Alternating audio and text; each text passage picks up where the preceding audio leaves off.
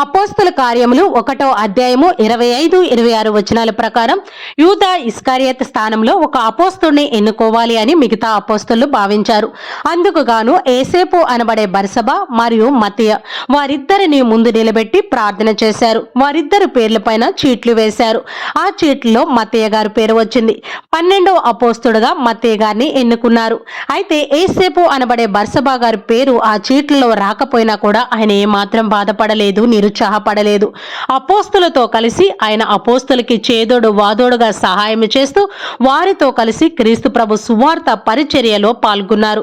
క్రీస్తు ప్రభు రక్షణ కార్యాన్ని ప్రజల వద్దకు ఆయన మోసుకొని వెళ్లారు. ప్రార్థన పరిశుద్ధతకు పెట్టింది పేరుగా ఆయన నిలిచారు. నలుగురిలో ఆయన పేరు ఎవరికి తెలియకపోయినా క్రీస్తు ప్రభు యొక్క రక్షణ ప్రణాళికను ప్రజల వద్దకు మోసుకొని వెళ్ళాలి అన్నదే ఆయన యొక్క ముఖ్య ధ్యేయము. ఈ రోజు మనం ఆ పునీతుడి యొక్క పండుగను జరుపుకుంటూ ఉన్నాం.